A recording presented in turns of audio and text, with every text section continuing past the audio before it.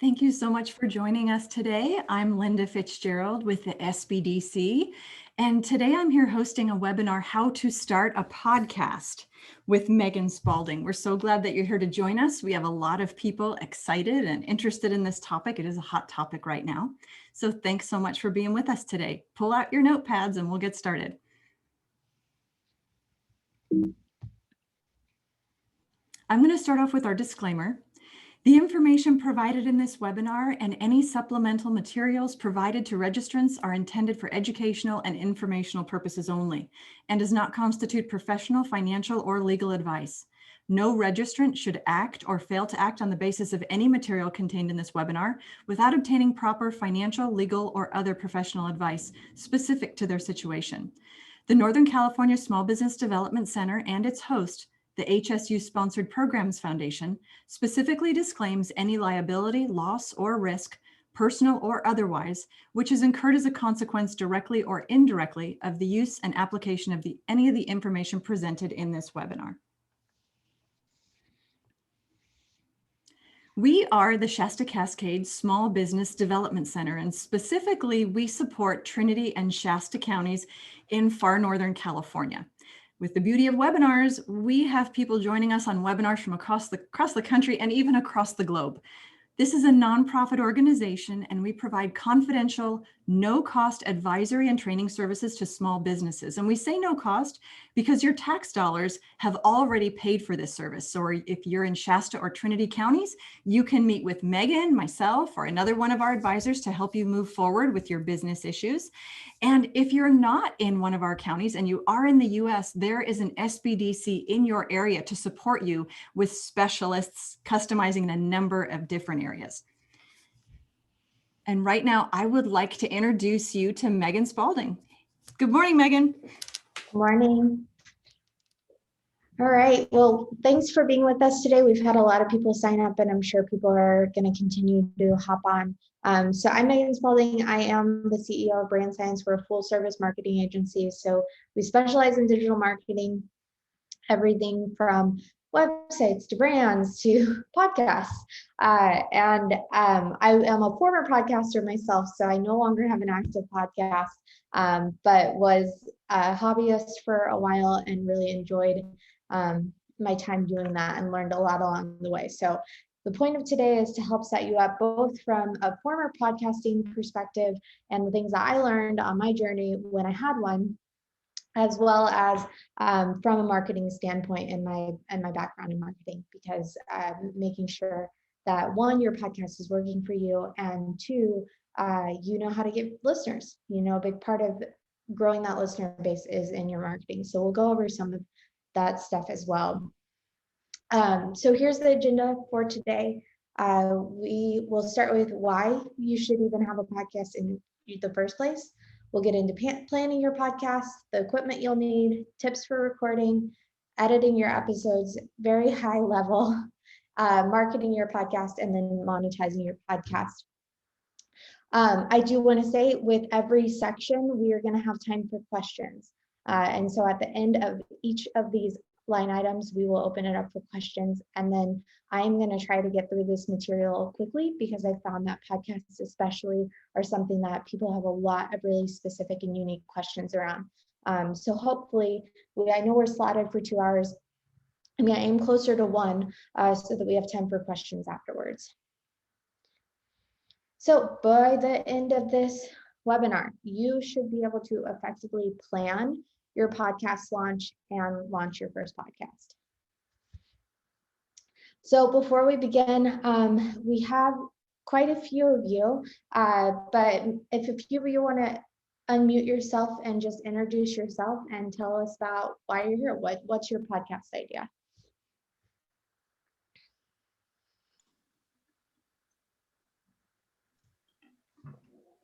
Hi, this is Michelle.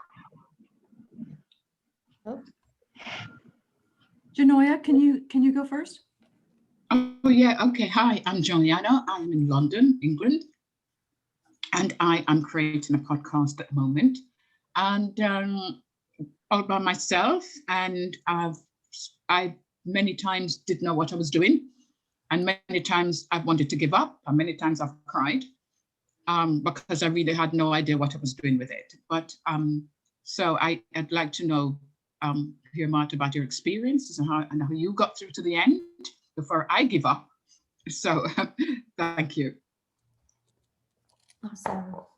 Since we have so many and we just had a few people unmute at the same time, let's use the hand raise.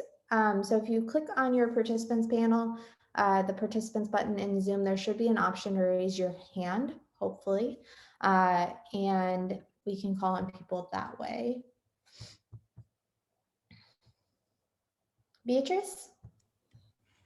Hello, I'm Beatrice O'Hara. I'm with the Partnership for the Delaware Estuary. So I'm actually located in Pennsylvania right now since we're working remotely, but our organization is in Wilmington, Delaware. We're a nonprofit organization, and I'm interested in starting a podcast that may be able to it's my dog's toy. I'm sorry. It may be able to highlight some of the scientific research that's going on in the Delaware estuary. And because we are a nonprofit, I find it difficult to be able to justify the time that's going to go into the podcast, because I understand that that's probably the biggest part of the exercise is the time that you put into it. And since we're grant driven, again, it's hard to find the resource to pay for your time and then to justify it to the directors why this would be, good for our organization, not only to drive monetary feedback or uh, gifts, but the following that the organization can get through social media. So that's what I'm interested in hearing throughout this, and anybody who has, experience with nonprofiting and podcasts. Great. All right, we will do two more. So Victory and then Audrey. Victory, I love your name. Thank you so much. So I'm from London, and I'm looking to start a podcast with two other young Black females, and we're essentially trying to create like a comedic kind of entertainment podcast that would reach an audience of young women who want to listen to a podcast on like a journey from work or like at home during the leisure time.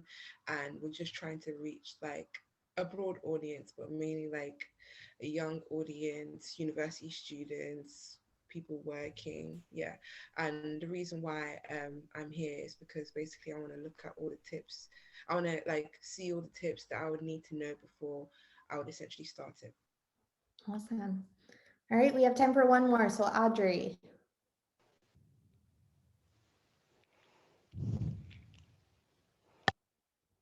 Audrey, you are muted.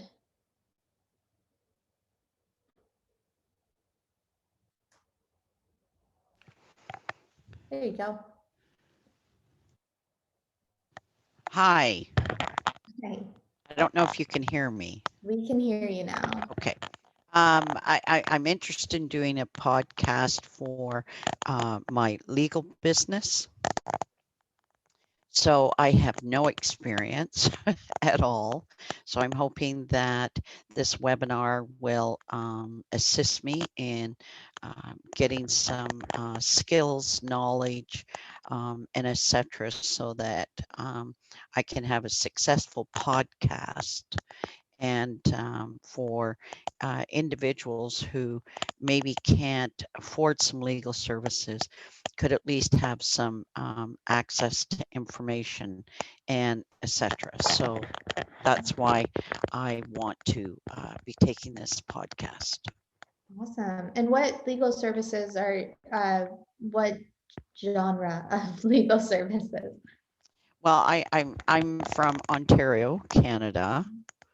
So it's full legal services. I'm licensed by the Law Society. Okay, great. So I was going to ask or I was asking because it's a really easy thing to use as an example. I'm sorry?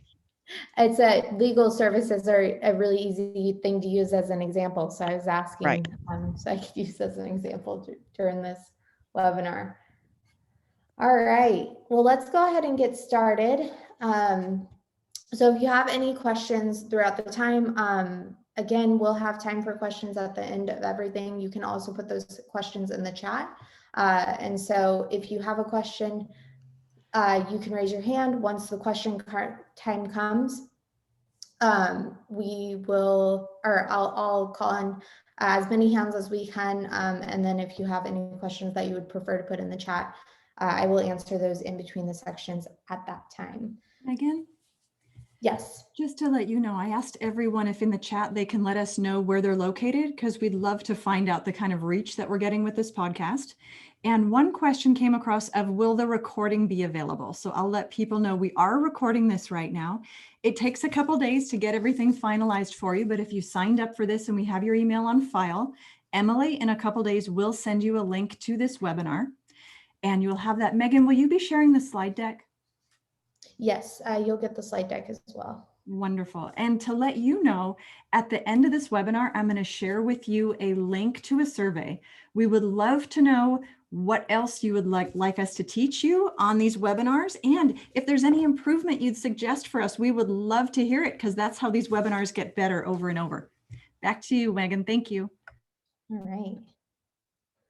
Okay, so why start a podcast in the first place? First off, podcasts are a very low-cost way to position yourself as the expert in your field. So that's why I was asking about the legal field, because that's a really good example of this, of positioning yourself as the expert in your field. So not only being able to give some knowledge to people who maybe can't afford your services, but also the content that you can put out through a podcast really positions you in a level of trust. So people can hear from you first when deciding if they want to work with you. We are going to talk a lot from a business standpoint. I know a lot of you might be looking at, I know Victory's doing an entertainment podcast, and so we'll certainly dig into some of that stuff a lot of this will be very applicable, but you'll hear me referencing a lot to how podcasts can specifically help a existing business as well. So we'll try to hit the whole gamut here. And again, if you have questions, we'll have time for those. So the idea is that a podcast can help you target that target audience and help you attract high quality leads. So people who have listened to your podcast for a while, they now trust you. And when they get to the point where they're really warmed up and reach out to you, the likelihood that they're going to convert to a client is extremely high. Another thing that podcasts help do is expand your reach outside of your localized influence. So if you have, for example, if you are an entertainer and you're putting on maybe a comedy night at your local pub or whatever it is, that's only going to reach your local people and maybe some tourism. But a podcast allows you to reach anyone in the whole entire world and any country in any language. So it really opens up your area of influence.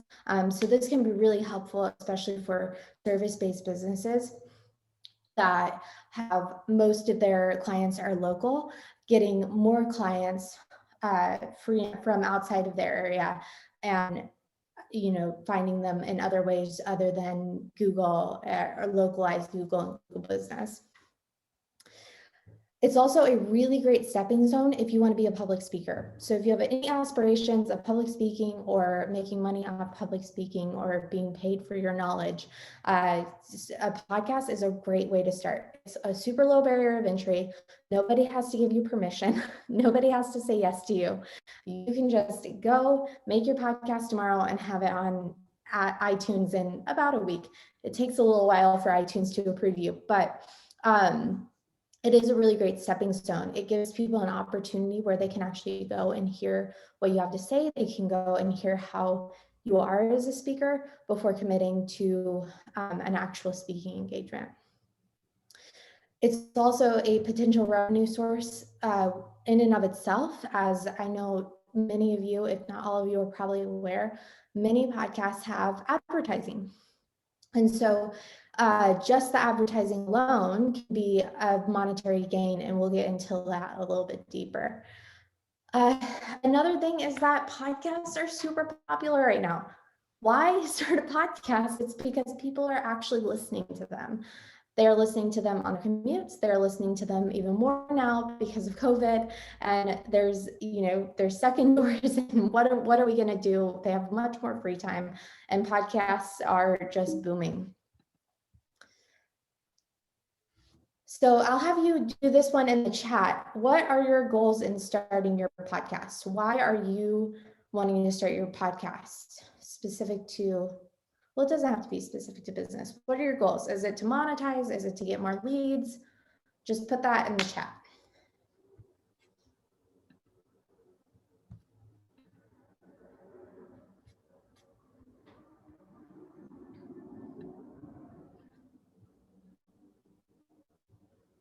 Linda, I'm not sure if my chat is coming through. It seems I'm only getting direct messages. Are you seeing any chats?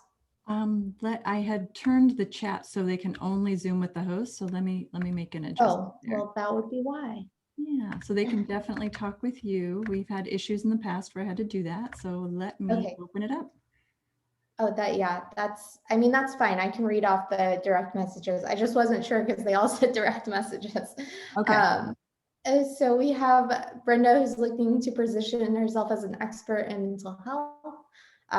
Christine, who's looking to amplify their brand and storytelling, to create awareness for a new product, to make psychoeducation more accessible. So we have a wide variety of reasons people might be starting a podcast. As you heard when we did our intros, it might be for a nonprofit, trying to get awareness and those kinds of things out. It might be for entertainment and trying to actually have the podcast be the source of revenue, or it might be for business and having the podcast be a source for leads. All right. So how do we start? This is the most important part, and it often is the part that people skip. They just jump straight in. But it is so important that you take the time to really plan your podcast and figure out not only why you're doing it, but how are you going to actually achieve those goals. So the first thing I encourage people to do is sit down and answer that question. We just went over some of it, or we just went over it together, but sit down and really think about it and write bullet points for yourself. Like, what are your goals in starting a podcast? Because what your goals are really going to inform what the content is and how you structure the content and what your strategy is around marketing your podcast, because it's going to look very different. An entertainment podcast is going to look very different from a business podcast. So knowing what your goals are is first and foremost most important. Those are, do you want it to make money? Do you want to have advertisers? That's a really great question to ask yourself, because you don't have to. You might just want it to be able to warm leads up or to get a larger following. You might not necessarily be interested in advertising. Your goals might be different. Next, you have to decide what your podcast is going to be about. Now, most of you probably have a good idea at this point, right? You have something that you're good at, you're specialized in, that you like talking about. That's why you're here in the first place. The top podcast topics right now today are society and culture, business, comedy, news and politics, and then health. Next, we need to decide what your podcast format will be. Now, I want to note this real quick. It's kind of going back to what point one, and really why it's so important to actually plan your podcast is because it is so easy for people to start a podcast. And then if you don't plan far enough in advance, we see people fall off and just stop after a few episodes all the time. And so when you were asking this question of what will your podcast format be, you are also thinking about, okay, what can I maintain? That's a really, really important question. What can I maintain and how much can I get done before I go to launch? A lot of people will kind of want to do their podcasts on the fly. That is almost always a recipe for disaster. If you are doing your podcast weekly and you're releasing them same week, it can often lead to missed episodes. So your audience are expecting episodes and there's nothing there because you had a family emergency or your workload was more that week. And so I highly suggest when you're in this planning period to plan out a number of episodes that you will prepare before you ever even launch your podcast, so that you have a bank of, I would say, at least 6 podcasts ready to go, so that then you can begin work week by week by week. But you have that to fall back if things kind of don't go as planned. Batch that work as much as possible. So podcast formats. There are a number of options. So first, you have your solo episodes. So that's just you talking, just by yourself. There's storytelling, which is it's not as much informative as it is. These are like your crime podcasts, right? They bring you on this journey. They tell you the story. They're interviewing people, and you're watching the story unfold or listening to the story unfold as you're listening to the podcast. Then you have guest interviews. We'll go a little bit more into this because if you are particularly looking to expand your reach, these guest interviews can be a key to hitting people outside of your existing audience. Or you can do a mix. Some people will do one solo, or every other episode will be a solo episode. Every other episode will be a guest interview. You'll see this in the crime podcast. I'm a crime podcast junkie, so I talk a lot about them. But they will have bonus episodes where they just go through really specific things that aren't really out in the story. Like I was listening to one the other day where they had a bonus episode that was just really more of a solo episode, that she was just talking through the history of like what was the history around this particular crime and what was that kind of like.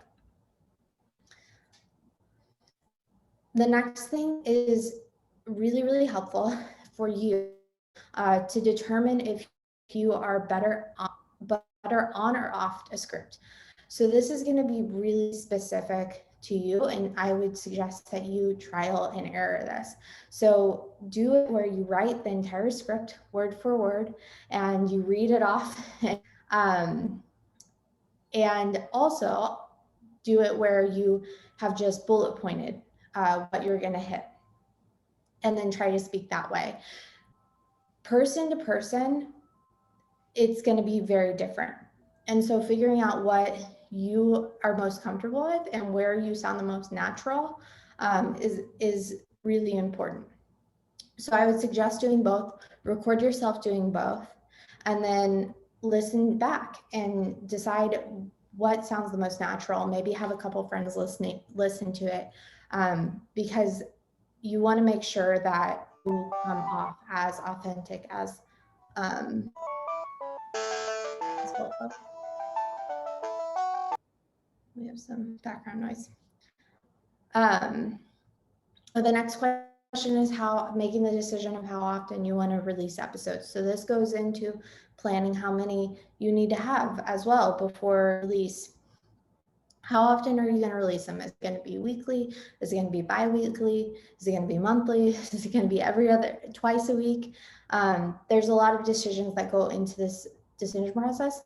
A big piece of this is going to look at your industry. So look at your competitors' podcasts. How often are they releasing episodes? And so what's the standard for your industry? Because a news podcast, it's going to be way more common for a news podcast or something with current events to be released sometimes daily, whereas maybe a business podcast will release twice a week. And then, your more in-depth crime podcasts and those types of things are only going to release once a week. If you are going to do interviews. You need to start planning who you're going to ask. Now, I like to say this, interviews are really an ego boost to people. And so you will be surprised who might say yes to your interviews. And so if you're going to have an interview style podcast, which are super engaging and I love them, then don't be afraid to ask people who you think might say no. First off, the worst they can do is say no. They're not going to hate you for asking. It feels good to be asked. And you'd be surprised what kind of people with what kind of following you could actually get on your podcast. So I encourage you to shoot high, ask a wide variety of people, but ask people who have a following, ask people who have been on podcasts, don't be afraid to ask people that you're a fan of, because you might just get a yes back. And if you get those yeses of those people who have those large followings, then that's just more exposure. That's people who already have followings that you can really tap into.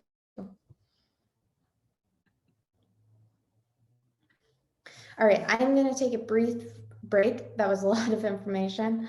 And there's a question in the chat. Visual or audio podcasts, which seems to be the most exposure. I forgot to mention that at the beginning. We're specifically talking about audio podcasts in this setting. Audio podcasts are my background, and I don't have a background in visual podcasts. I can speak some to it, but I am definitely not the expert there. Yeah, I'm trying to think if I have anything specific to say. The thing with doing video versus audio, one, always do audio because you're going to have it. So if you're going to do the video and you have the time and ability, because the thing you added another layer, it's just more time because you now have to edit not only your audio, but your video. And if you're gonna have it, then you already have your audio. And so always, always, always push it to audio, because you have your places like Stitcher and Apple Podcasts that are syndicating everything for you and pushing things out. And it's more places to be found.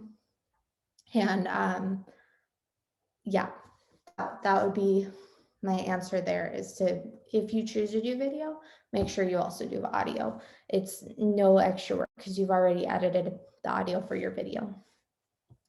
Planning your episodes. First off, as you're planning each and every episode, you need to make the decision, one, what will your topic be? Two, what do you want the audience reaction to this episode to be? Specifically, what is your call to action? Why are they listening to this? Why are you putting out there? It goes back to your goals. So is your goal to create more leads? Then is this podcast pushing to something? Do you want them to engage with you? Do you want them to buy your book? Do you want them to buy your product, whatever it is? How can you, what do you want their reaction to be? What do you want them to do after this episode? And I should say that not every episode should be a hard sell. It's the same rule I say with social media. You don't want every single thing to be about you getting clients or selling something, because people get really burnt out really fast and it'll feel super marketing. So as much as you can be of value, and then about every maybe forecast, put in a hard call to action. Don't be afraid to ask, like, hey, or create an episode that's really geared around, say you're a coach, geared around what your coaching business looks like and what your philosophies are, and give them a hard sell at the end. Now, I will say it's okay to throw an ad in every episode or so. That's perfectly fine. But as far as doing like a really hard, like really specific about your services sell, I would keep those few and far between. But it's important that you do them, because you need to know, you need to make sure that your podcast is serving your ultimate goals. The next thing you'll do planning your episodes are to make are to decide what key points you want to make. And so if you are a person who works better off script, this is your bullet points, right? What are the things I'm actually going to hit in this episode?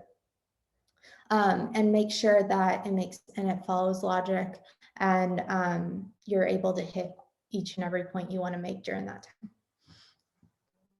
And then next question is for your episode. If it's an interview, who are you going to ask? So think about this. If you've already planned your topic, and so now you want to go through, okay, if I have an interview-based podcast about, let's say, best social media practices, who are 5 people I reach out to speak on that? And think about, first and foremost, think about what your audience is going to want. Really start with your topic. What do they want to hear about?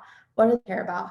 And then go into who can I ask to cover that topic, and make a list of 5 to 10 people that you can reach out for each thing that you want to reach out for your topic. Because what you don't want to do is just go and grab a bunch of people, whoever will be on your podcast, and then end up with a podcast that's not actually helpful to your target audience. All right, any questions? Feel free to raise your hand and we'll see if you have one. Yep, you can raise your hand or do the chat.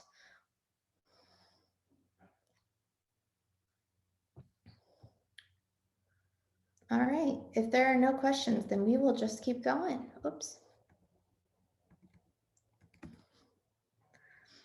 Okay, so let's jump into equipment.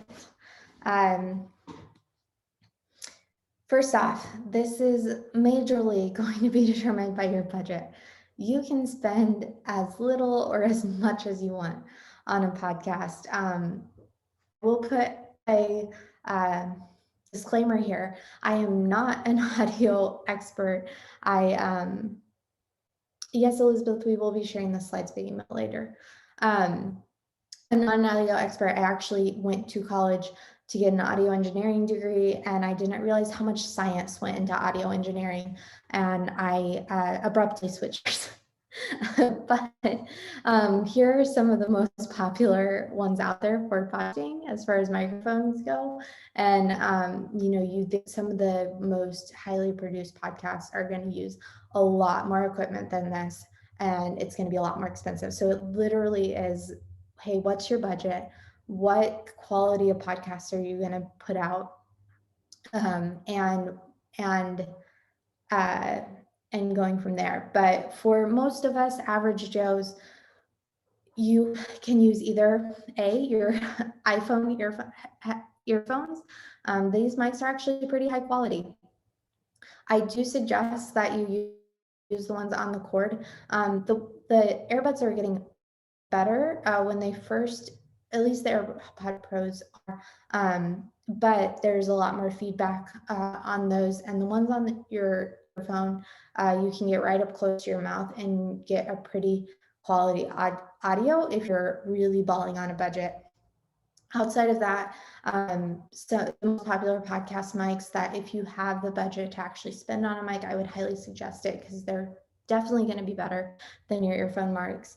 Are your Plate, which starts at $149. They actually have a higher one now as well that has noise cancellation on the actual mic. And you have your Rode Procaster and your Shure SM7B, which is about 400. So there's a wide range, and you can again go from there. You could spend 10 grand on a mic if you wanted to. The other thing that you'll need for sure is a pop filter. So pop filter is this image thing you see in this image, and you want to make sure that you have that or something like that. This is the biggest mistake that people make, is not using something that will, or some sort of pop filter. What that does is it keeps your P's from popping. That's why it's called a pop filter.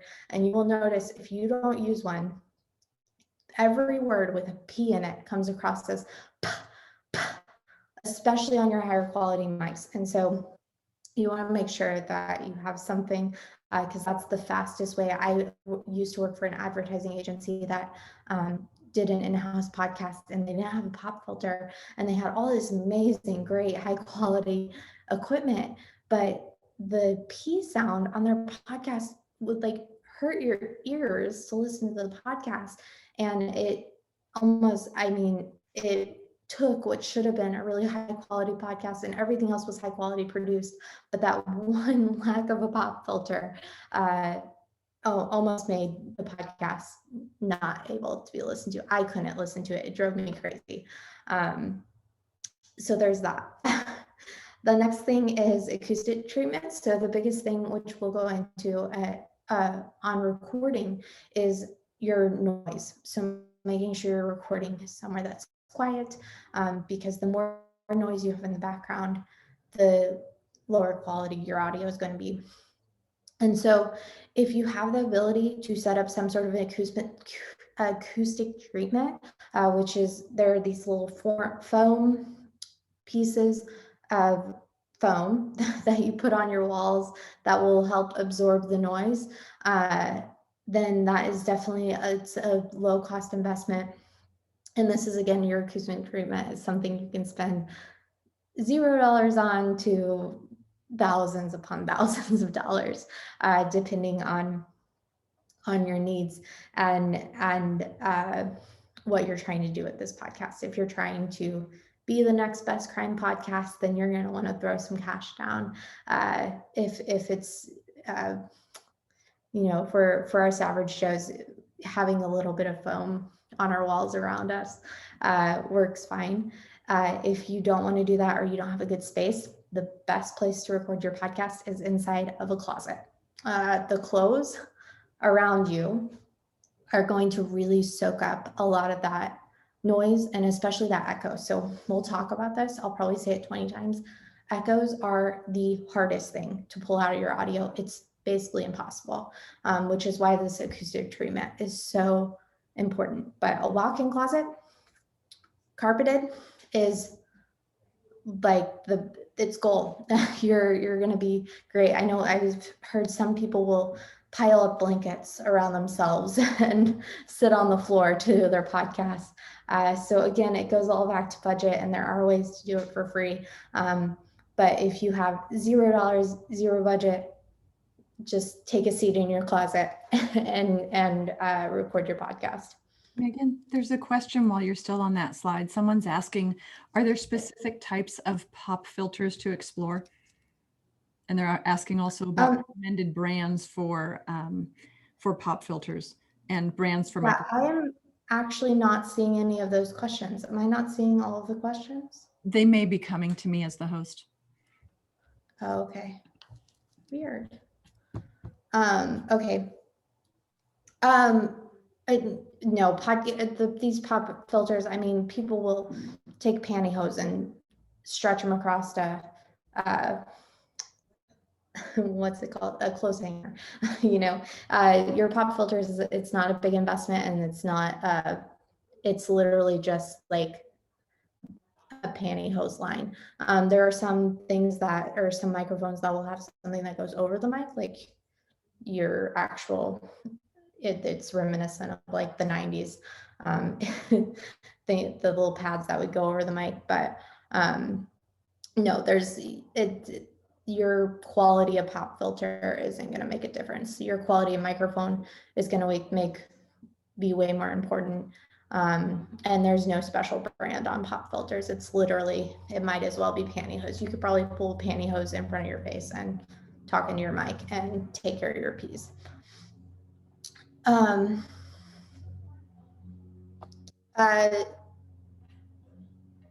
Let's see.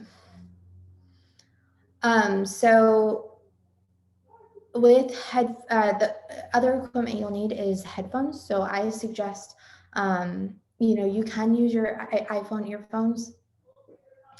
If you can, I suggest getting the actual CAN headphones. The reason being, especially if you're using a mic, you can plug those directly into your mic, and you can hear really well as you're talking what it is that is being recorded.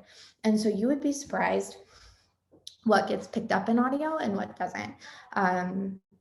For instance, airplanes, for whatever reason, even though you might not really be able to hear them overhead, like maybe you can barely hear them, but the frequency of airplanes and helicopters, I kid you not, like shows up super loud in audio. And so if you have those CAN headphones, that's really canceling the noise and you're only hearing yourself and your recording speak, you can hear and make sure that there's no really distracting background noise that's going to be hard to take out, because it's really frequency based, and so different frequencies get picked up a lot easier than others.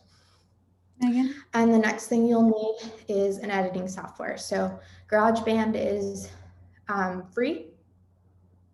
It comes with Macs. I don't think that you have access to it on Windows. Audacity is a free editing software that you can download for your Windows computer. And then if you want a more robust platform, Lotto, it's another Mac app, is a really popular one. And I'm a personal fan of Adobe Audition.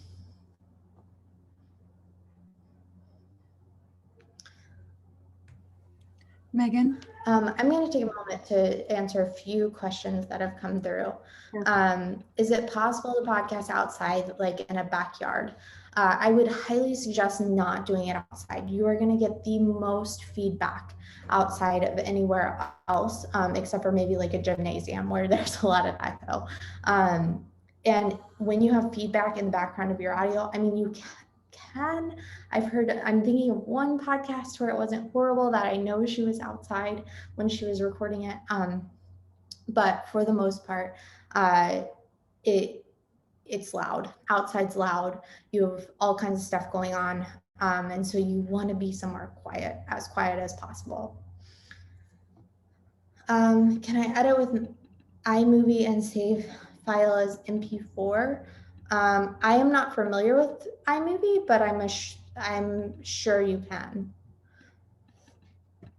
And then I have a JLab mic and their ANC headphones. That's both about a total of 115.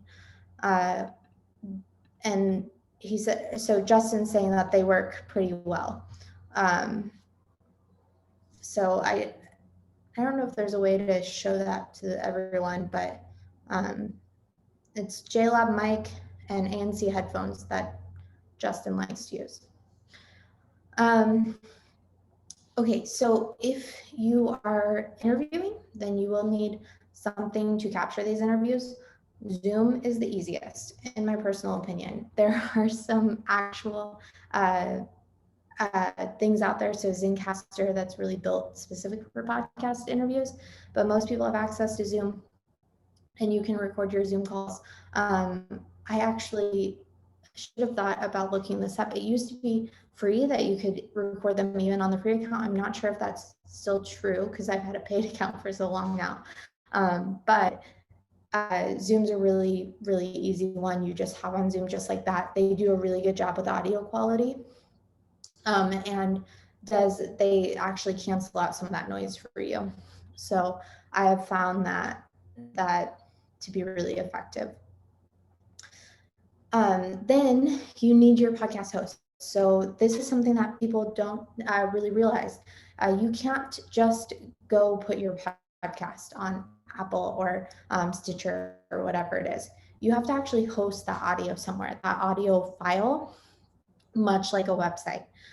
So Anchor FM is one of the most popular ones because it is free. You don't have to, it doesn't cost any money. Then there's also SoundCloud. They have a free plan as well as a paid plan. And then Blueberry and Libsyn are two of the most popular paid ones. The difference that you get here is really in the analytics. Anchor FM is saying they have a different model. So they're actually have in hosting advertisement that you can just throw into your podcast. And so you make much, much less stuff for your advertisers, but you're able to for free. And so they're actually making their money by making advertising easier for these smaller podcasts, and that's how they're getting paid rather than these monthly fees. SoundCloud has a free one, but it's very limited as far as storage space, and so you can't just continue to post new podcasts. And it will eventually make you start deleting old podcasts, basically. The next thing you need is a hard drive, like 100% need a hard drive. Audio files are huge. And if you try to save these high quality audio files on your computer, you are gonna run out of space. And the last thing is a website. So this is actually required. Your podcast hosts are not gonna let you, and Apple's not gonna let you post to your podcast. If you don't have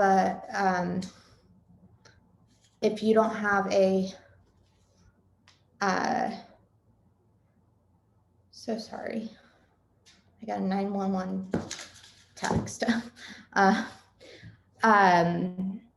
If you do not have a Megan? website, they actually have to have it for your show notes, and to create a link for your podcast to be shared. So even if it's just a basic free WordPress.com or something super simple, you just have to have that URL in order to be able to post your podcast anywhere. All right.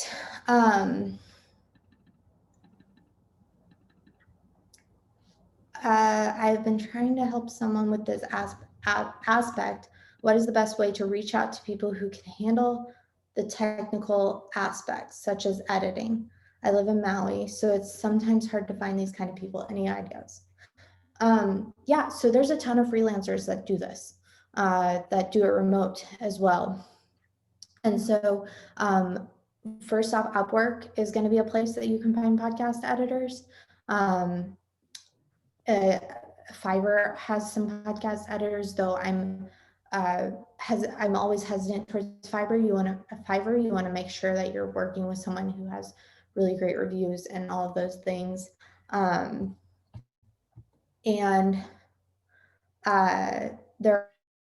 So if you look at different Facebook groups, not only are there Facebook groups centered around podcasts where you can find a lot of editors within those Facebook groups, but even a lot of Facebook groups centered around freelancers or business coaches even. There are a lot of podcast editors living in those groups that you can join those groups and just post, hey, I'm looking for a podcast editor. Linda says that last time she checked that the free Zoom offered 30-minute sessions for free, and that you should be able to record those 30-minute sessions.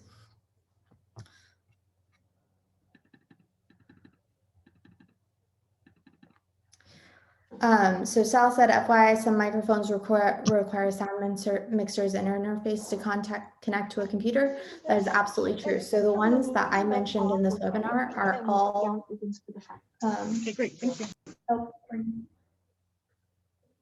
The ones mentioned are all USB, so they plug directly into your computer. So if you want a higher level microphone and you want to spend more money, then you're looking at sound mixers and all of that, but you're going to want to talk to an audio professional. This webinar is really built for the average Joe. And so all of the ones mentioned were USB that can go directly into your computer. And then if you want a really robust recording atmosphere, then you will want to talk to someone who knows more about audio and make sure you have the right equipment and make sure you understand how to work that equipment. Joanna, I see that you said you have a question. Yes. Yeah, because you meant in terms of podcast host, I'm just a bit confused. You mentioned Anchor, SoundCloud, Blueberry, and Libsyn. Are they the same as Apple and Stitcher and all the rest of them? That's a great question. Yeah. Okay. Thank you. Yeah. No, they are not. So the Apple and Stitcher and all of those are your platforms. That's where people can listen, right? But they don't actually host the files. And so what these podcast hosts do is they syndicate your podcast to all of the platforms you want them to. So they will push them to all of them. So iTunes, Podbean, Stitcher, those are just a few that comes to mind. But you can't just go to Apple and say, hey, I started a podcast. You'll find there's nowhere to upload that podcast because it's free to post to all of these platforms. You don't have to pay Apple to have your podcast on there, but it's because you're paying someone else for the file space and the file storage.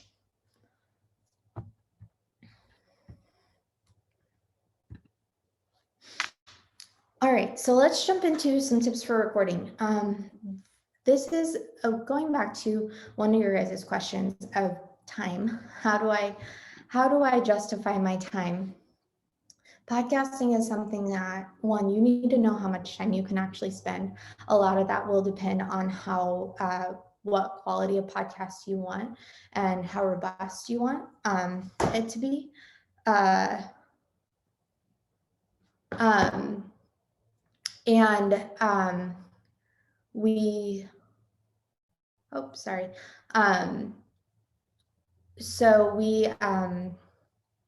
I lost my place right there.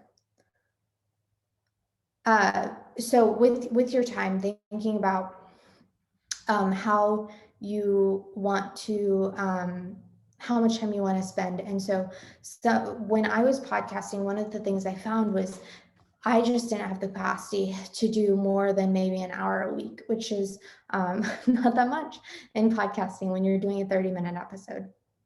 And so I found a way to really get this tight and be able to produce these podcasts weekly without putting too much time into it and still having enough space to do the rest of what I needed to do. So tips for recording are really geared towards time and how can we save time. So first off, getting somewhere quiet.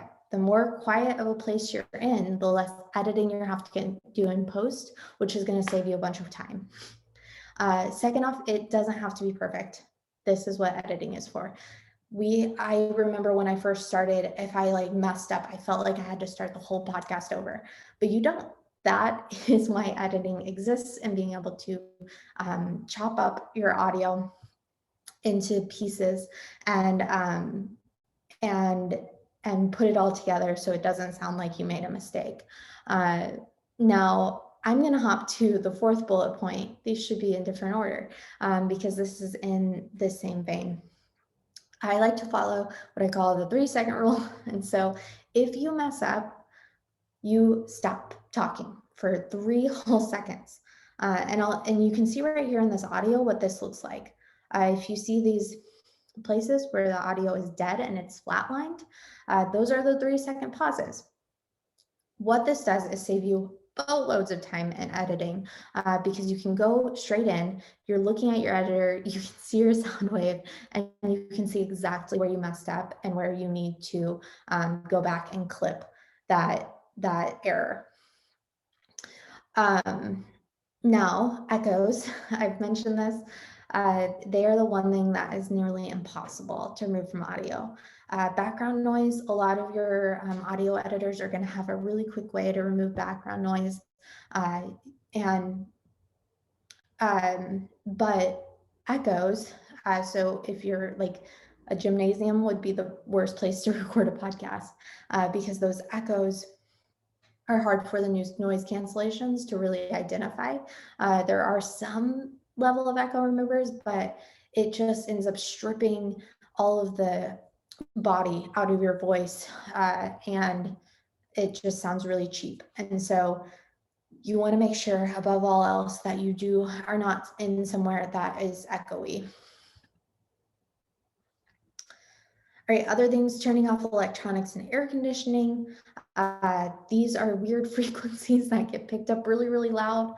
I have already mentioned airplanes are not your friend.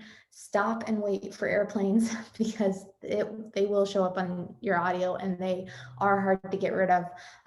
It's those weird, almost silent frequencies of airplanes and electronics that are often the most annoying noises to get rid of.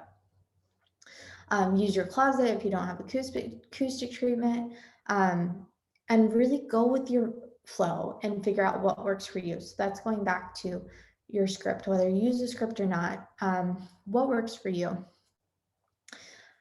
And I like to set people free with this. You do not need to re-record your podcast over and over and over and over and over and over and over. One, editing.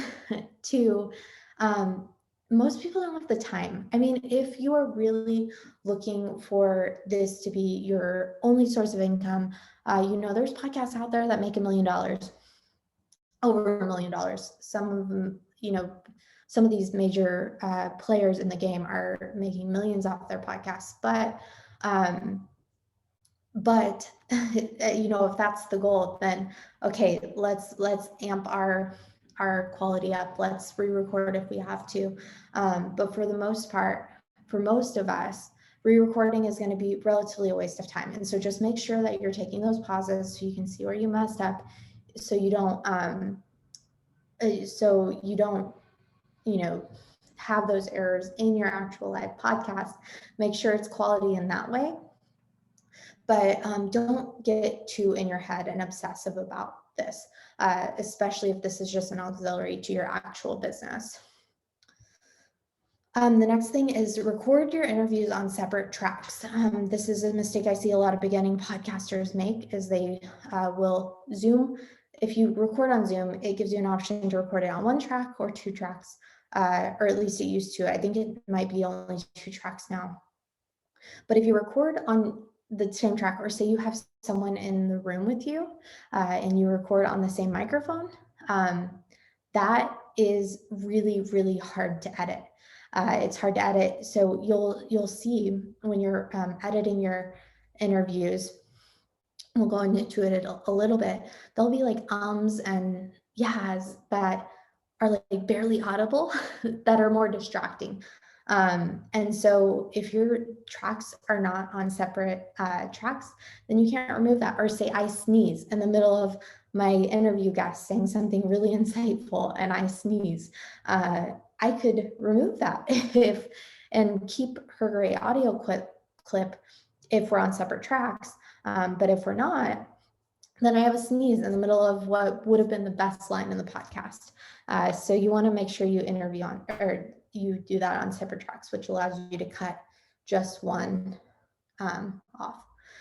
Joanna's asking if this can really be done on Zoom. Absolutely. That is one of the most popular ways to record your podcast interviews. Zoom, and then Zencastr is the other one that people will use that is actually built for podcasts, but Zoom has extremely high audio quality.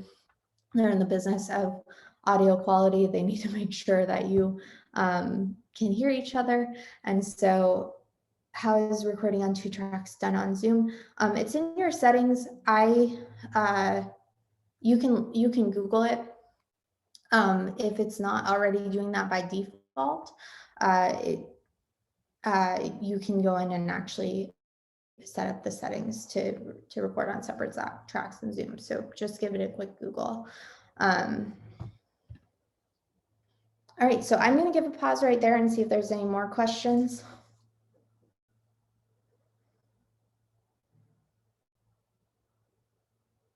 All right, and I do not see anything popping up. All right, so let's talk about editing. I'm going to take 1 minute to take a quick drink. So if you guys have anything, feel free to put your hand up. Otherwise, you can message in the chat, and I'm just going to give it 2 minutes.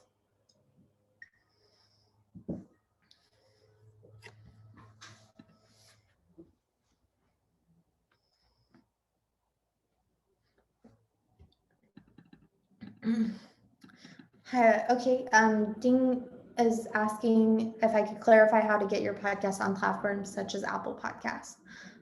Who should we reach out to make this happen?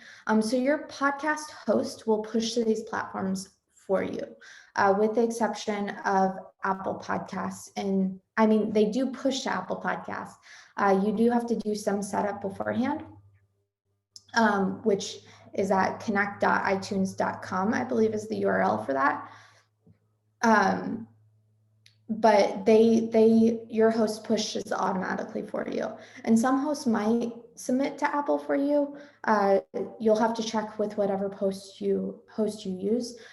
They will give you instructions though on what is necessary on your part to set up with iTunes. But iTunes is the only one that sometimes has an extra step. Everything else, they're going to set up your profiles and everything for you automatically. So your host is really a syndicator, and it just automatically pushes everything.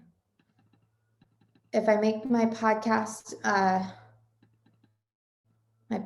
who is my podcast host? There's a list on a separate slide. You're going to get these slides afterwards, and it has a handful of host suggestions.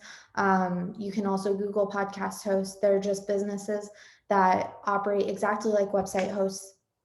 If you know anything about website hosting, what you're paying for is for your files to live online. And so what you're paying for in podcast hosting is for those files to live online, and for people to be able to access them.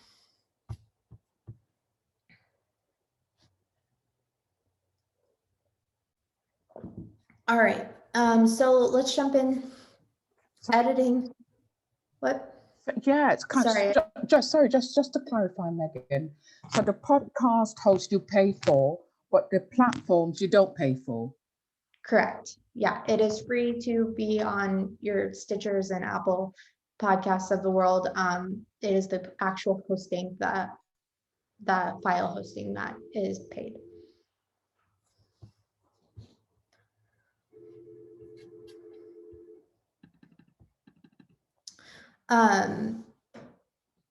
Yeah, so I'll answer this question from Sal real quick. He is transitioning from radio to podcast. What is a good average time frame to maintain? 30 minutes, 45 minutes, 1 hour. This depends on your industry. And so you're going to want to go check out your podcasts. Your competitors and podcasts of the similar style and similar audience as you. And you're gonna want to stay in industry standard. Your storytelling podcasts are almost always going to be an hour. Your business podcasts are going to typically sit close to 30 minutes. And then news podcasts are sometimes only 15 minutes. And sometimes business ones are 5 or 15, depending on the format and what you're trying to do. So look at your competitors, look at podcasts like what you're trying to do, and mimic the successful ones. And then Beatrice, yes, some hosts are free, Anchor FM and Cloud. SoundCloud. Both have free hosts. Anchor FM makes money off of advertising rather than your hosting costs. But you do lose analytics on the free ones. So if your analytics are important to you, if you're really trying to monetize your podcast, you need to do a paid podcast, because your potential sponsors, potential advertisers are going to want to see really in-depth analytics. All right, so editing your episodes. So first off, you'll have your audio editor. So we've talked through some of the options: GarageBand, Audacity, Adobe Audition. Once you pull your audio in, you're going to want to remove the noise. So most of these have some level of noise cancellation.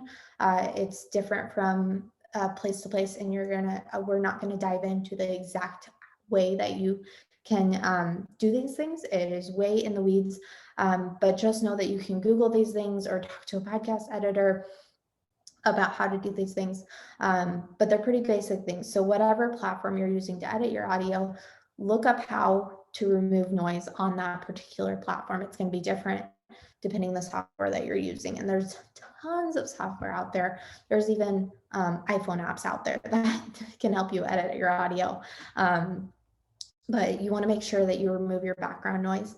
And you actually do this by leaving a small area of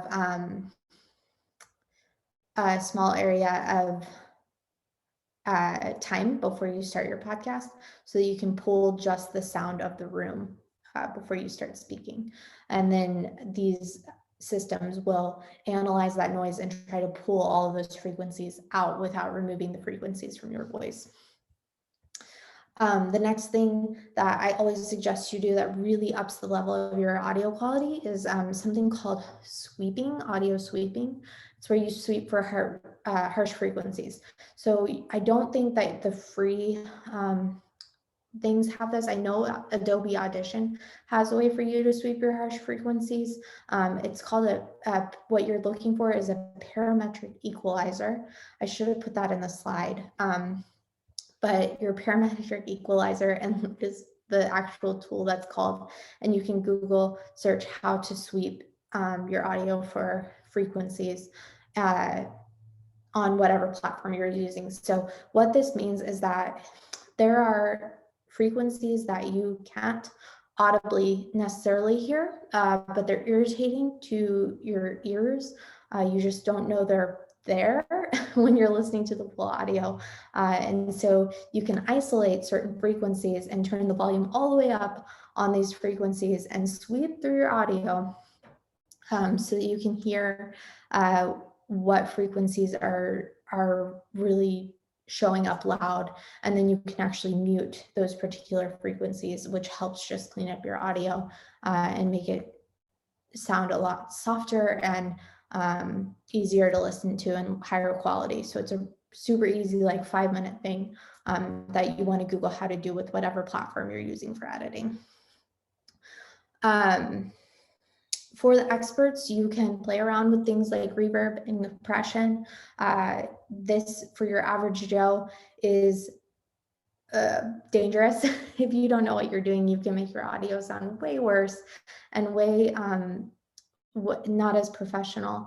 And so if you are not an audio expert or have some knowledge of audio, I wouldn't suggest diving too deep in this. I would look to a podcast editor or maybe go and take some sort of course specifically around podcast editing and reverb and compression. But that can be something that you can really do to up the quality level of your audio, but it is a for experts only play. The next thing is when you have an audio, a guest, you're going to want to make sure to remove the sound from the other track when the other person is talking. However, this is why we do it on 2 separate audio files, right? So that we can actually mute the second one while the other person is talking. But you want to make sure you go in and any loud laughs or responses to the interview or loud enough, yeah, totallys or uh-huhs, like anything that's loud enough and engaging and feels like it's had a conversation, you want to keep that in so that it has that life to it and has that natural cadence of conversation.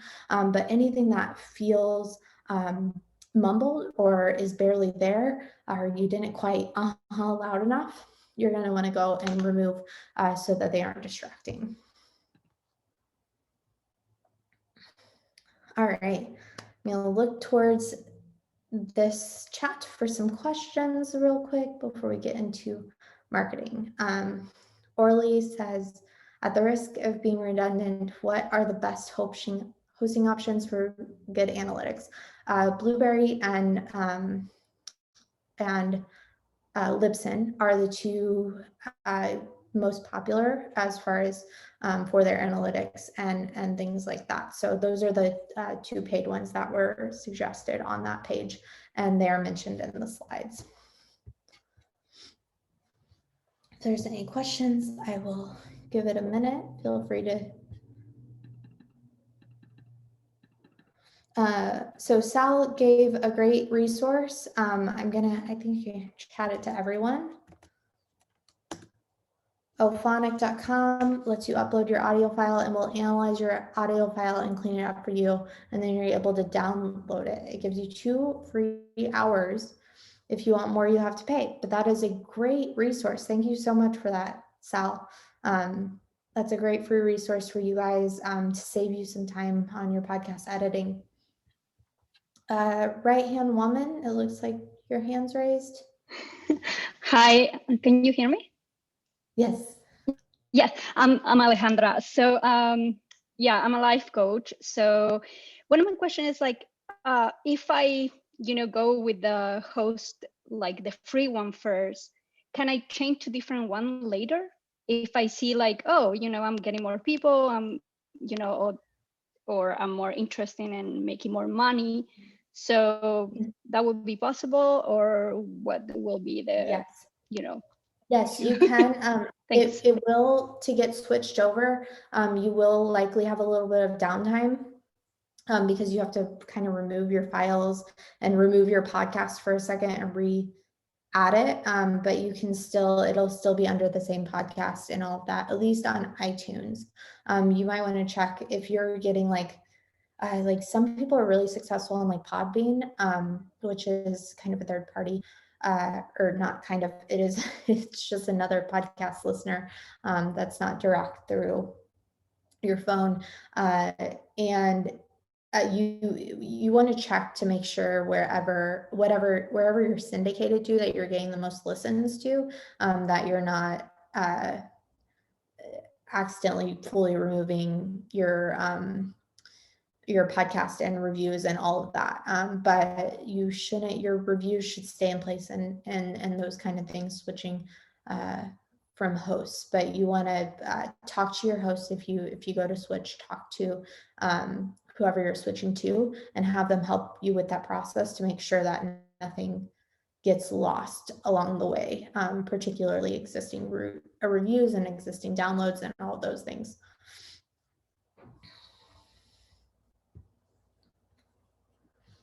All right, let's talk about marketing our podcast.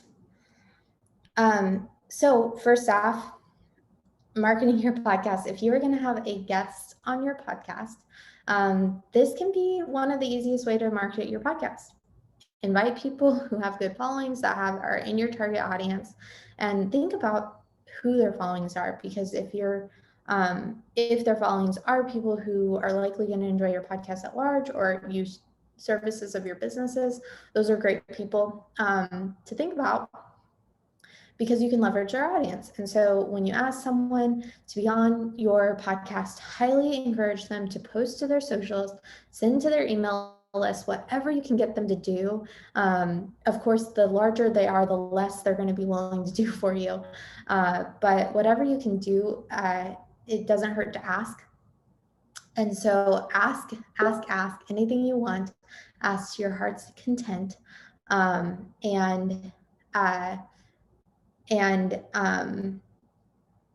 and use those audiences. So use them to promote your podcast, and then hopefully those listeners will convert to full-time listeners. Next, organic social media. Post to your social medias. Post, let people know that there are new podcasts up. Post to your Facebooks, post to your Instagrams, etc., etc. You can also use paid social media advertising. So you can do it to promote your podcast at large, or you can do it to promote a specific episode. You can link people directly to that episode to listen. This can be a good way to really get the word out that you exist if you have a budget for social media advertising. And then make sure that you are submitting your podcast across all the platforms. Most of your hosts will do this for you. If you end up using something other than one of the hosts suggested, all the hosts suggested will do this for you. If you look to a different host, you're going to want to make sure that you know where they're syndicating and pushing your podcast to.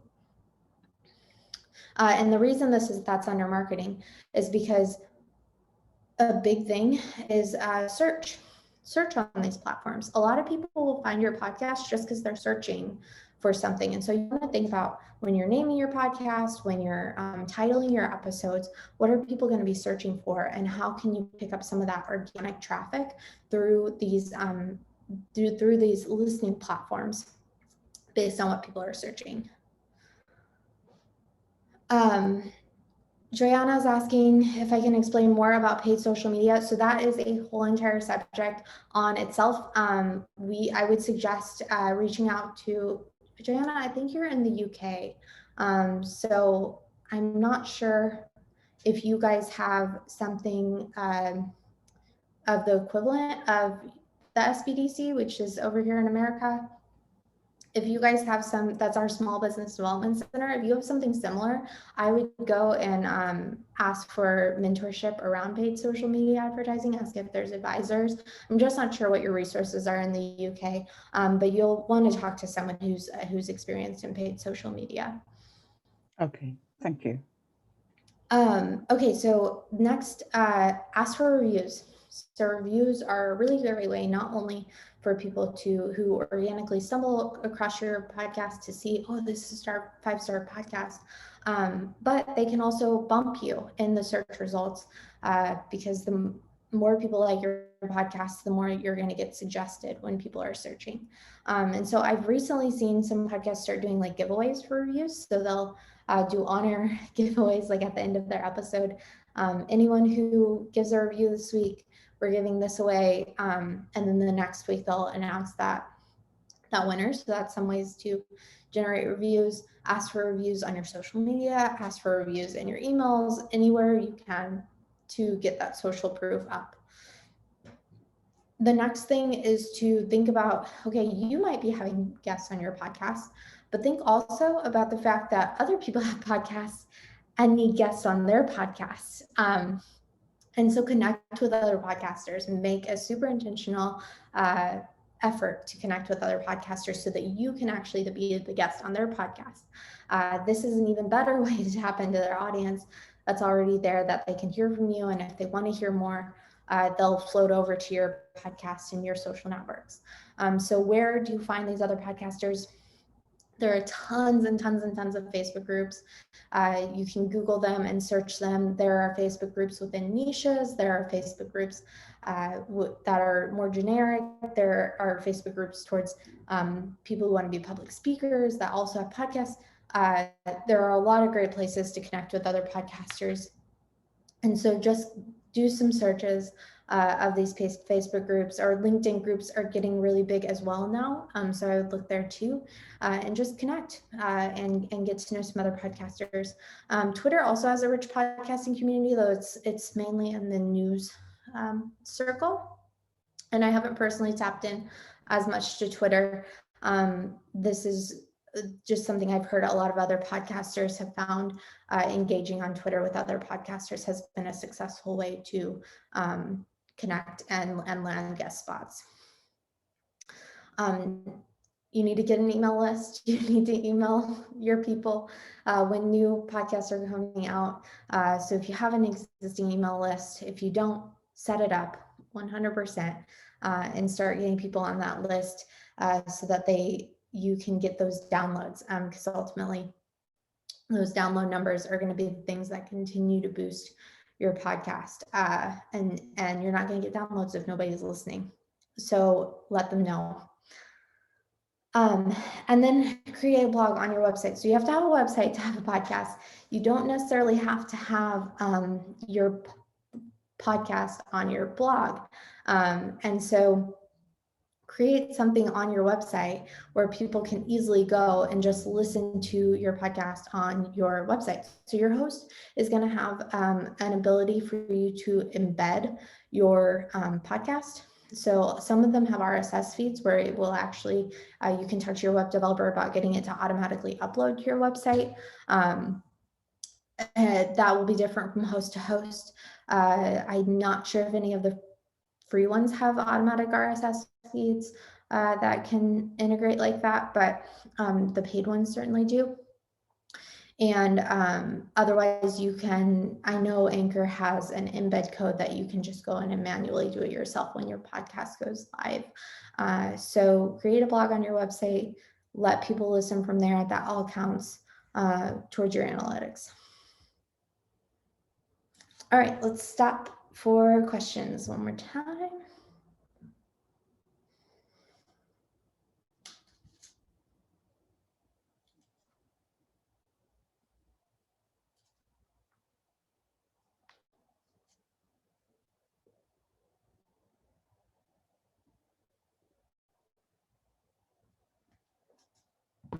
All right.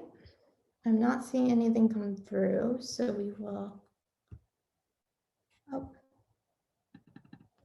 What's the average cost for paid hosting? Yeah, it's different from host to host. I think it's about $20 a month. There might be some as low as $9, but every host is going to be different, and there are tons and tons and tons of options out there. So think about what types of analytics are going to be the most important for you, and what features you may need, and you should be able to look up easily their costs. All right, so let's talk about monetizing our podcast. So first off, CTAs. I realize I should have spelled this out. That's a marketing term for call to actions. So use your podcast to promote your services. Use it to promote your products. It is there to serve you. And one of the easiest ways to monetize your podcast is to use it to funnel to your existing services if you are an existing business. Another way to monetize it is with referral programs. So once you have a certain amount of listeners, and this varies, and some companies will do it even if you only have 0 listeners, 1 listener. But what a referral program is when you hear this actually a lot, even in podcast advertising of, oh, hey, go get this. You can use my code Megan10 to get a discount. Sometimes those are just discounts that the advertisers paid for you to save it. Sometimes those are actually referral programs where every time your code is used, the company will pay you for getting that lead for them. And so there's a lot of things out there. It's going to be different industry by industry as far as referral programs go, because you certainly want to keep it applicable to your audience. If you are a podcast for dog owners who hate cats, you don't want to get a referral program for a cat toy, because your podcast is geared towards people who hate cats. So you want to make sure that you're giving people valuable stuff that's going to help with get your referrals up. It's also going to help make sure that your audience feels like they can trust you not to sell stuff just for the sake of selling stuff. Next, you have your paid advertising. So this, I like to say, even when you're starting out, it is possible to get paid advertising on your podcast. So typically you have to have at least 1,000 listeners, downloads per episode before you can start getting any real advertising money. But smaller and local companies, you can pitch them at really, really low rates. Hey, I'll put an ad in for maybe $20, and I'll put an ad in, or $5, or whatever it is. And you can pitch to these smaller companies, especially if you're like localized and you're going to be speaking to a localized audience. That can be really helpful. But don't be afraid to pitch for advertising if this is a big goal of yours. And then create a pitch deck with your listeners' information. If you want to go after advertising, this is really important. They're going to expect it. Your big advertisers, the bigger you get, you got to tell them why they need to advertise and what their ROI is going to be on that. So your bigger advertisers are going to pay anywhere from $15 to $25 for every 1,000 downloads. That is you're going industry rate. And so when I say, 25 for smaller companies, this 15 to 25 is every episode. So when I'm saying 25 for smaller companies, I'm talking like multiple episodes that you will include an advertisement for them in on. Sponsorship agencies, which is often, if you're going to go into sponsorship and ad placement, you almost always want to go with an agency. They already have the connections to get people on these podcasts. This is also why you hear from podcast to podcast, you will often hear the same advertiser show up. and it's because they're likely using the same agency with the same connections. And so sponsorship agencies, typically you have to have a minimum of 3,000 to 5,000 listeners for them to work with you at all. All right, any final questions? That was actually our last section. So anything, let's see, will it diminish the amount of listeners that follow you if your podcast is mostly interviewing local community stories or people? It would depend, I would think, on the types of stories. There's certainly local stories that are really, really interesting. I'll tell you, we had a local podcast here in Reading that was a startup podcast. And so we were interviewing local business owners, local startups, those kind of things. And we had a large following in Germany randomly. So some Germans got hold of our startup podcast and loved it, and were sharing it with their friends. So they were hearing all these stories about local businesses in Redding, California, and still engaging with it and still loving it. So not necessarily, but if you're talking, local, like, I'm trying to think of something more specific, like local deals in town. Like, I don't know why you would have a podcast that's just the local deals in town, but maybe that's your podcast idea. That might not be engaging to someone in Seattle who doesn't want to drive to Redding, California to get a $2 coffee because they're having a sale this week, right? So it depends on your content. Orly says, what's the best way to find a sponsorship agency? So I do not have experience with sponsorship agencies. That is when you're at that 3,000 a download level. I will say that from what I've heard, you will start getting contacted too once you start making it on the map.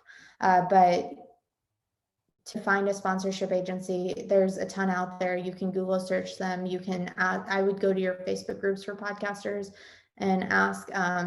You should be able to find, look at podcasts like your competitors and try to Google whether who might their sponsorship agency be. But I can't personally speak to that or have worked directly with any. There's also a lot of freelancers that do podcast sponsorship as well, or podcast ad management.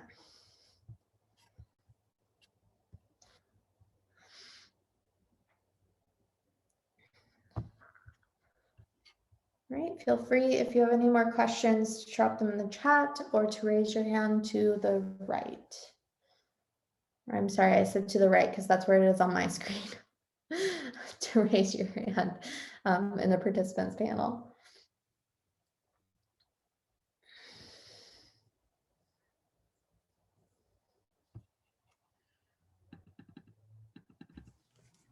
Emily, I'm going to post a link to our survey before we wrap up, because I know often people need to leave a little early, but we would love to hear what people think of this presentation, what other things they'd like to learn as a result of this, or other webinars they'd be interested in. So I'll post that link in just a moment.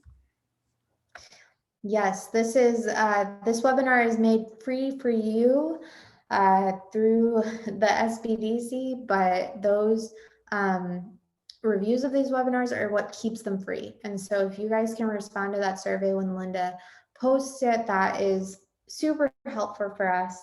I see a couple of more questions coming through. You will receive a recording of this presentation as well as the slides. Jacob, on those slides is going to be 4 hosting services that we recommend, though there are tons other. It's not an exhaustive list. There are tons of really great services out there. And Linda just posted the Survey Monkey down there. So again, that is what keeps these things free. And so please go and fill that out, and it really helps us. We revamp this every time we give this presentation. We go back and we revamp it.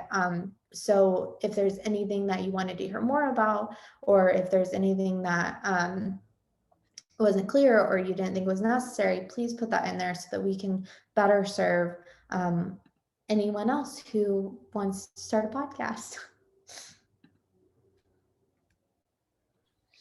Hi, I and have a question. Yep. Yeah, I was wondering, can you tell me more about SBDC? Well, looky here, you're in the right place. We're on the right side for that. So yeah, so if any of you guys, for those of you that are located in America, the SBDC is the Small Business Development Center. There are locations all across the United States. It is location based. And so wherever you're located, you'll have your local SBDC that you'll be able to contact. Linda, do you happen to have the link to where they can go to find where their local SBDC is and the contact information? I know there is one. I don't know. I will look for that while you're answering questions. Okay, you dig that up while I answer questions.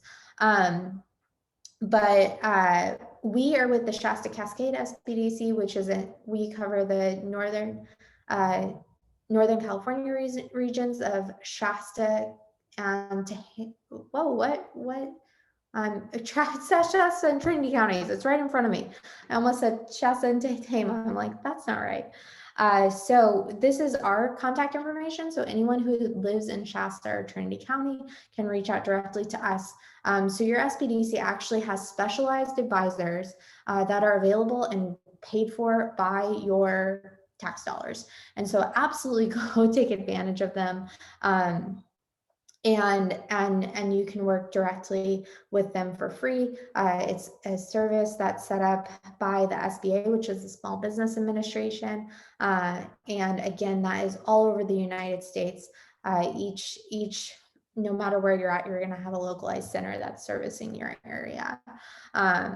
So if this is our contact information. Oh, Linda, it's right on this slide as well. I just saw. This is our contact information if you are in Shasta or Trinity County.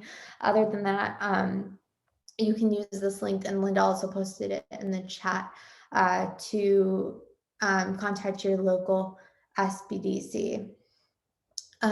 Someone asked there in San Francisco, can I reach out to you if you have questions about this webinar?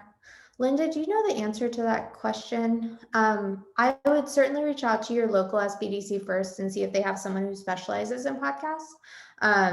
And if they don't, we can see about what to do to get you some advising through us.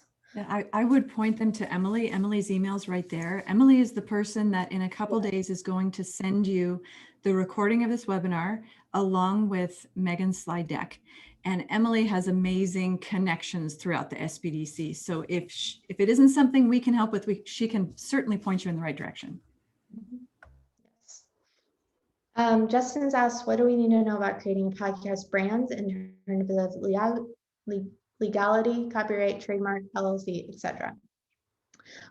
So first off, if you have an existing business, your podcast can just be a marketing material. You don't need to set up a separate LLC for it. It can be right in with your existing business. If you are planning to, if you're going to start a podcast and you don't have a business license, you can still start a podcast as long as you're not going to make money off it.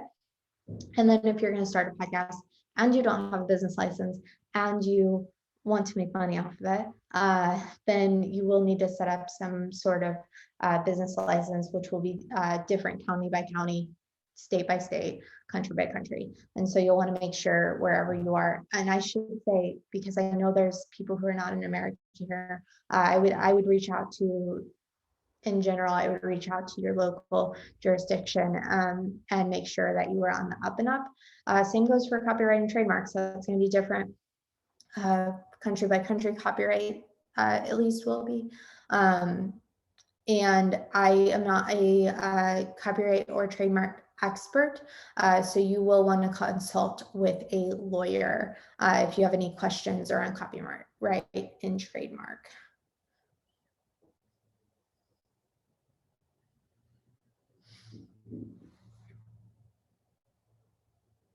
Did you talk more about analytics and how do we choose which podcast host to work with?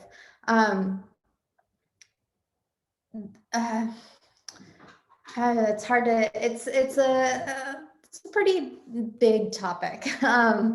It's really hard to dig into, and we could do a whole entire webinar on analytics alone. But Blueberry and Libsyn are kind of industry leaders as far as analytics go.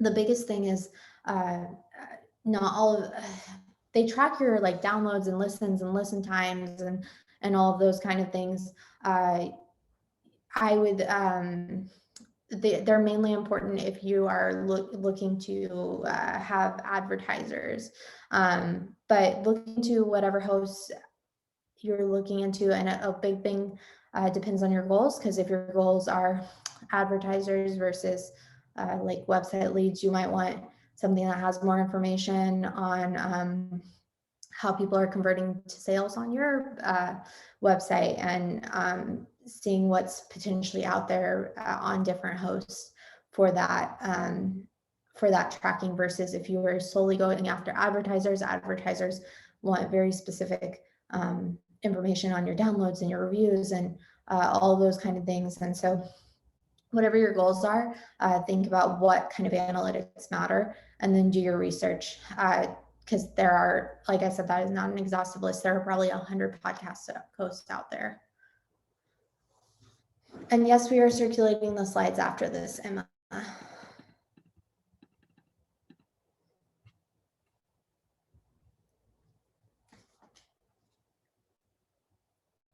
All right, we are here for a couple more minutes, or we have a little bit longer. If anyone has any other questions other than that, we will break early. And if it's easier for you, you're welcome to put the microphone on and ask your question. Yes. And Megan, just to let you know, I did have someone tell me that they had a problem with the survey link, and I posted it again. I tested it myself. It works. I've had other participants let me know that it works. So perhaps what people can do is copy the link, paste it somewhere else in their system, and then approach it later. They might be having internet issues.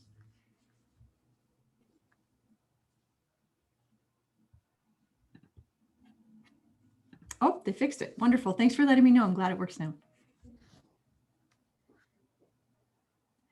Megan, can you talk a little bit about the best way a podcaster can make sure the other side of an interview, when you're interviewing someone in another town, how can they make sure that they set that person up for success when they don't have the high-end equipment or the budget to do it? Yep. So I always tell people, well, first off, some people will buy a extra Yeti microphone and ship it to their interviewers. I've heard podcasters do that. But a lot of people,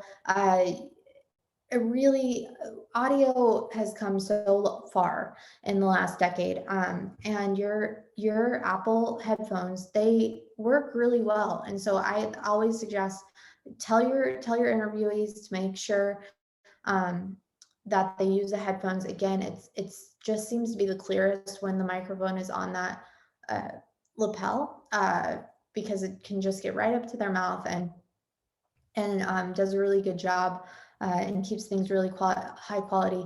Now, people don't expect interviews to be as high quality audio as they do your, solo podcasts or crime podcasts. It's pretty standard that you're not having whoever is on as the guest isn't as high quality as the actual host. So don't stress too much about it. But the biggest thing that is helpful for them is like letting them know up front what kind of questions you're going to be asking, and those kind of things, because as much prep as they can do, the better interview you're going to have. One thing I've learned from doing these webinars is we've had presenters present and there's a sound and we couldn't detect what it was, and it turns out the presenter's hair was rubbing on the microphone. So sometimes it's little things like that. Megan, I've done interviews before and I didn't have the experience to realize I should do some sort of a mini version and test it first. So after the entire hour, when I replay it, darn it, the interview's not good. So do you have any recommendations of setting up perhaps a 5-minute sample with a person ahead of time to test quality or anything like that? What kind of prep can someone do so they aren't wasting a full hour interview? Yeah, so give some time before your interview to do your audio checks and those kind of things. For the most part, especially if you're going out after larger guests, people are not going to want to give you your time twice. So you want to make this as easy as possible on your interviewees. So you can give yourself some time in advance. If you're using those canned headphones, you're going to be able to hear stuff. You're going to be able to tell on the fly what's happening. So if your podcast interview is supposed to be a 30-minute interview, first off, make sure you give yourself an hour for a 30-minute interview, just because there's going to be times when your interviewee is going to want to repeat their statement or things like that. But also to give time at the beginning to make sure that everything is working from an audio standpoint and those kind of things. But you'll hear it in your headphones if there's something awry, and you can tell. So I had an interview one time and the girl had a zipper and her microphone kept hitting her zipper, and you could tell immediately, oh, hey, hold on, we're getting some feedback. Can you just hold your microphone out here? And it was no big deal. And just make sure you're actually recording, because you do not want to accidentally not be recording. The other thing is you want to make sure before that they're going to have access to high quality internet, because they are recording over the internet. If they are somewhere else than you, whether it's Zoom, Zencastr, no matter what you use, if they don't have good internet, you're going to have feedback and it's going to be low quality audio. And so make sure that they actually have access to good Wi-Fi. That's going to be one of the biggest things. Can I ask a question? Yeah. I'm a visual artist. I've been thinking of doing a podcast, but I just did a greeting card, like a workshop, it's sort of like a testing. I wonder if can be like a 2 camera, like one facing the table that I'm demo, or I have to move my camera so that, up and down. If I'm talking facing myself, is that possible to connect like 2, or is it?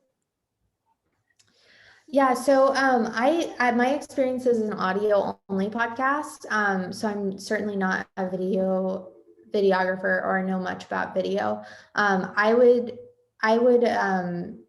consult with someone who knows more about video. The main thing is going to be making sure that your audio syncing is going to be okay. If you have 2 cameras set up, I would imagine that there is a way. There's definitely a way.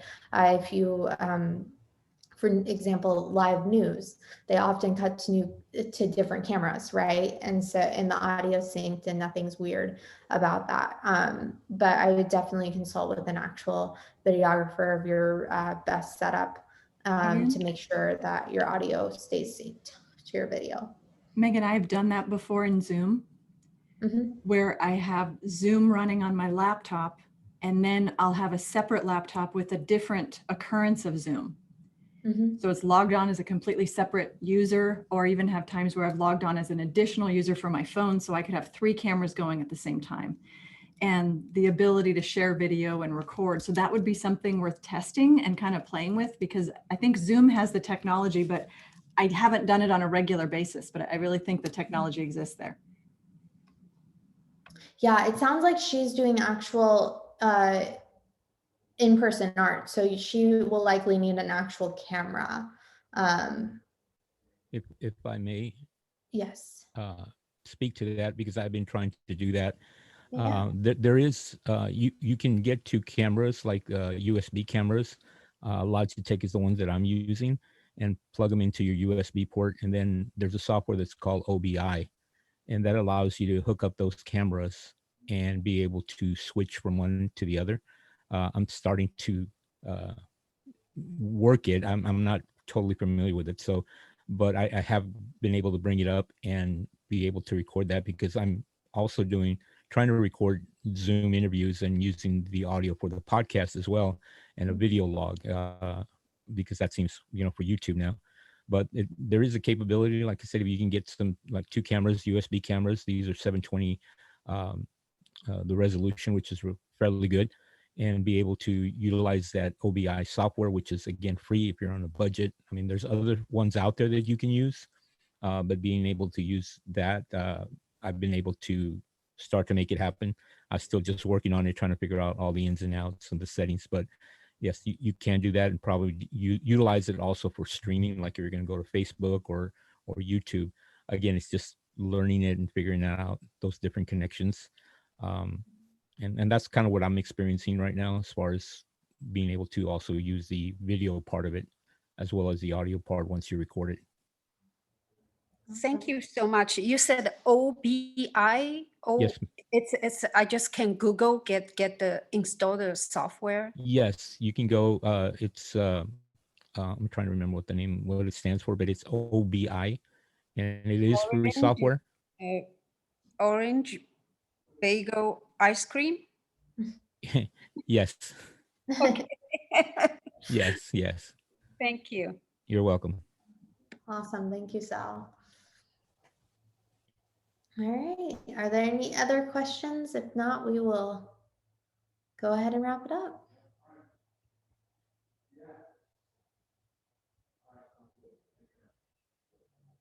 All right. Well, thank you guys so much for being with us today. Megan, Again, you'll be, yes. can you talk a little bit about, as an SBDC advisor, how people can work with you on things like this? Yeah, so with the SBDC, again, I'm not sure how many people, I'm not sure if anyone is in Shasta or Trinity County. We do have people from Reading on the call. Oh, we do, great. So if you are here, we will actually, unfortunately, you can't work for me. You can't work with me for the next 2 months. I go on maternity leave tomorrow. So this is my last thing before my maternity leave. But if you have any questions, you can, at least for now, shoot them to Emily, which is in the slides, which you'll get, and she's also going to be the one connecting with you. You can shoot them to Emily, and I will get back to questions at my earliest convenience. Once I come back from maternity leave in May, I will be available for one-on-one advising as well, and we can talk through your podcast strategy, your planning strategy, getting things hooked up and doing research for your specific needs. Like we had some questions about analytics, and so much of that is going to be specific to what you're doing. And so much of your podcast strategy is going to be specific to what you're doing. And so we will have one-on-one advising around podcasts. We might have some other, I think we have actually for YouTube, we at the Shasta-Cascade, we have a girl that's another advisor, Ashley, who is very knowledgeable in YouTube and can help with the YouTube portion of your podcast needs. And so in the interim, I'm sure Emily can hook you up with one of our amazing advisors to talk through that strategy. So we can do all the talking you would want to do. We just can't do any implementation. So we can't actually record it for you or set up your sound for you or anything like that. But we can give you advice. And so we are here for you. You can contact us. And again, if you have any questions while I'm on maternity leave, I'm going to do my best to keep on top of my email within reason. And then come May, I'll be available for one-on-one advising again. Well, thank you so much, Megan, and congratulations on maternity leave. That's wonderful. Thank you. It snuck up on me. So. Thank you, everybody, for joining us for this webinar. We would really appreciate your feedback. And we like feedback when it's good, and we like feedback when it's not good. And the reason for that is that's what makes us better. So when you fill out your survey, let us know what you think of this webinar. Let us know if there are places, things we could have added, and we sure love your participation, because when you share information with us and we're able to share it with the rest of the attendees, it really just shows us that the more brains, the better. Please fill out the webinar, let us know how we're doing, and we will work to improve every time. And also check out our website and what other future webinars we have lined up for you, because we're here to serve you. And Megan, I'll have you wrap up for us. So just real quick, the last thing, the OBI that Sal was sharing about, he actually just posted the correct link it only came to me, so I just posted it to everyone. It's the obsproject.com if anyone's interested in checking that out. Other than that, we will hopefully be seeing you guys soon, and good luck with launching your podcasts.